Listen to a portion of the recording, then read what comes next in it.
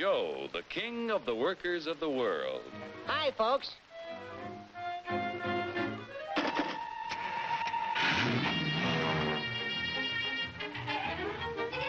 Joe's the king because he can buy more with his wages than any other worker on the globe.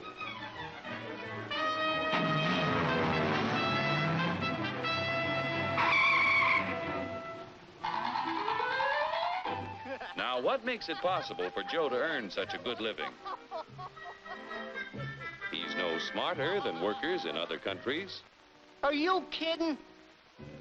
He's no stronger than workers in other lands. Oh, yeah? Well, just watch me.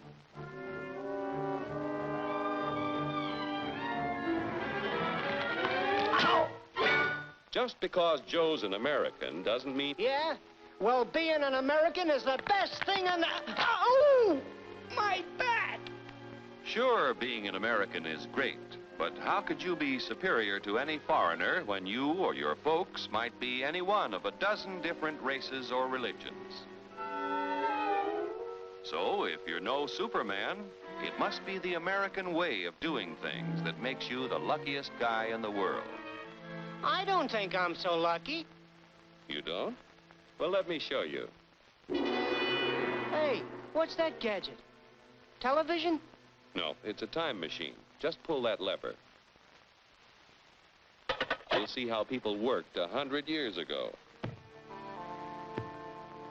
Hey, this I like. Oh, that's too far back. Try again. We want to stop at 1850.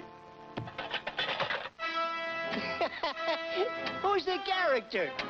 That's your grandfather, Joe. Oh. He had to work 69 hours a week to earn a living because he had only inexpensive hand tools and his own strength to help him make things. Your grandfather was a powerful man, yet his strength equaled only 1/10 of a horsepower. You have hundreds of horsepower in this costly giant of a machine to multiply your strength and efficiency 1,000 times. This makes it possible for you to earn more than any worker in history.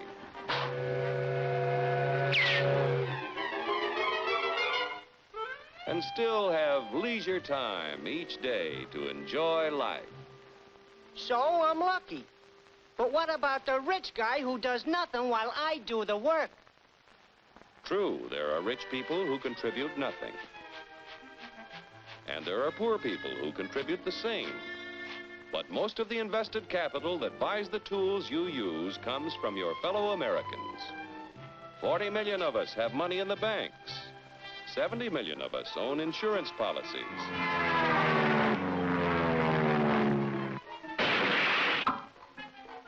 Over 15 million of us invest savings in corporation stocks and bonds, which help to finance industry.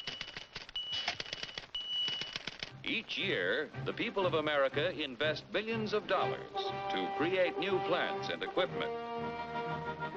This invested capital buys the tools which make a man's labor worth more because he produces more.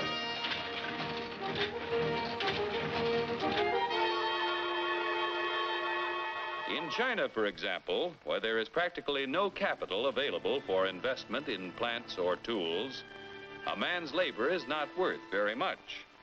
A coolie takes 10 days to move 10 gallons of kerosene 100 miles at a freight cost of 10 cents a gallon. An American railroad worker takes only 2 hours to move 100,000 gallons of kerosene 100 miles at a freight cost of 1 cent a gallon. The coolie makes 10 cents a day. An average American railroad worker makes $10 a day, or 100 times more than the coolie. The average railroad worker has the benefit of a $20,000 investment in equipment. The Chinese coolie's equipment is worth only 10 cents. With constant improvement in expensive tools and the skill to use them, the value of any man's labor can be multiplied many times. Naturally, the people in this country who invest their savings with industry expect dividends. No dividends, no investments. Without new capital each year to finance new plants, tools, and equipment, labor and management would soon find themselves in pretty bad shape. Yeah, without capital to buy new tools, I might not do so good. But look what a new invention did to my grandpa. For 25 years, he knocks his brains out in the wagon works. Then along comes the gas buggy. Need I tell you what happened to Grandpop?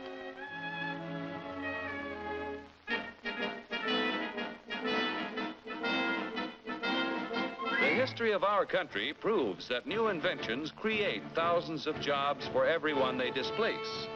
So it wasn't long before your grandfather had a better job, had more pay for less work. Our industrial progress is largely the result of the competitive struggle between companies to capture the market to increase profits. Huge sums are spent each year to make a better product to sell for less. Yet, regardless of how much money is spent to develop a new idea, there is often failure. When research proves successful, everyone shares in the accomplishment. The business which fails to give the consumer as much value as a competitor gives often goes bankrupt. However, on a national scale, competition gives the greatest good to the greatest number by continually producing more and better goods at lower prices.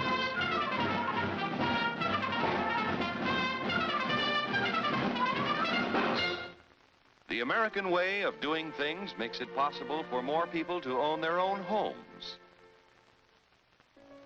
We're only 7% of the world's population, but we have 50% of the radios.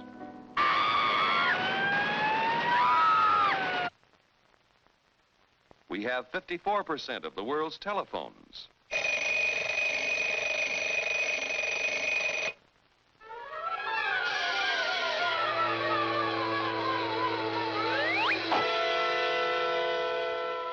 Americans own practically all the refrigerators in existence to give them plenty of ice quickly and easily.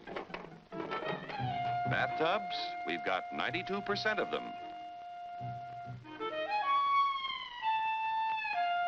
Most of us have the leisure time to enjoy the peace and quiet of the beautiful countryside as we drive about in 72% of the world's automobiles.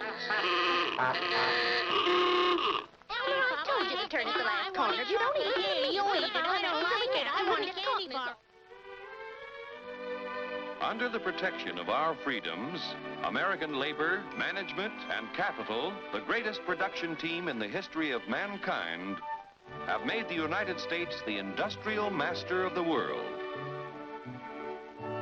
Capital must continue to provide industry with the funds to create new tools and plants. Labor and management must continue to increase the production of better goods at lower prices so that more people will be able to buy the things that make life easier and happier for all of us. Then Joe will continue to be the king of the workers of the world. You said it, brother.